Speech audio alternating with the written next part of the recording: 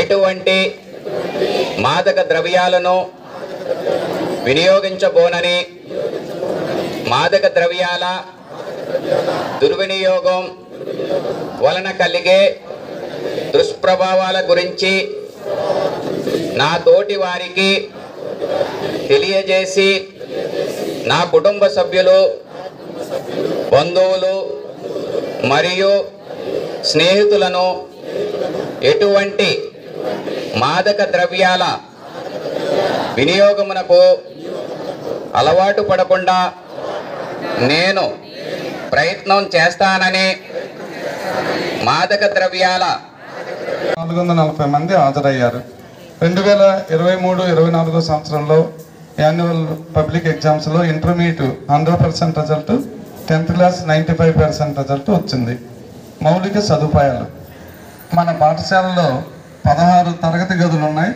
ఈ గదుల్లో విద్యార్థులు కూర్చోవడానికి బల్లలు, గ్రీన్ చాక్ బోర్డులు, ఐఎఫ్పి ప్యానెళ్ళు, ఫ్యాన్స్ అండ్ లైట్.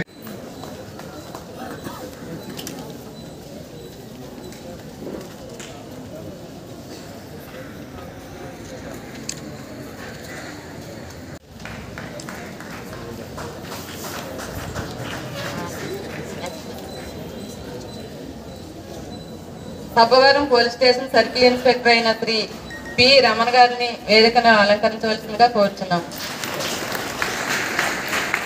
మరియు దేశ అభివృద్ధికి నేను సహకరిస్తానని నా మనస్ఫూర్తిగా ప్రతిజ్ఞ చేస్తున్నాను.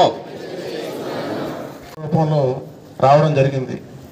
మన పాఠశాలలో చదివినటువంటి విద్యార్థులు చాలా రంగాల్లో ఈరోజు ప్రపంచవ్యాప్తంగా, అది ఏ రంగమైనా తీసుకోండి, ఇంజనీరింగ్ రంగంలో కానీ, సాఫ్ట్వేర్ ఐటీ రంగాల్లో కానివ్వండి, బిజినెస్లో కానివ్వండి, మ్యూజిక్ రంగాల్లో కానివ్వండి, సినిమా ప్రొడ్యూస్ చేయడానికి డైరెక్ట్ చేసేటువంటి రంగాల్లో కానివ్వండి, మిగతా వ్యాపార రంగాల్లో కానివ్వండి, ప్రతి ఒక్క రంగంలో కూడా ప్రపంచంలో నలుమూలన కూడా ఈ సంస్థ యొక్క విద్యార్థులు ఈరోజు ఉన్నారు.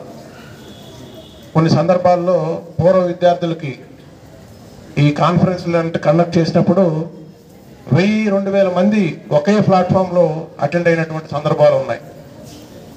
వాళ్ళందరూ కూడా ఏదో ఒక రూపంలో తిరిగి మళ్ళా ఈ విద్యా సంస్థలు కానీ, సొసైటీకి కానీ తిరిగి వాళ్ళ చేతనైనంత సహాయం చేయడానికి వాళ్ళంతా కూడా ముందుకొస్తూ ఉన్నారు. సో ఇవన్నీ మీకు ఎందుకు చెప్తున్నామంటే, మనల్ని మంచి విలువలతో కూడినటువంటి విద్యని అభ్యసించాలి. దాని ద్వారా ఒక మంచి క్యారెక్టర్ మనకు డెవలప్ అవుతుంది. దాంతో మనకి సమాజంలో మన వల్ల ఎవరికి చెడు జరగకూడదు. దానికి భిన్నంగా మనం సమాజానికి తిరిగి ఏదో ఒక రకంగా ఇవ్వాలి.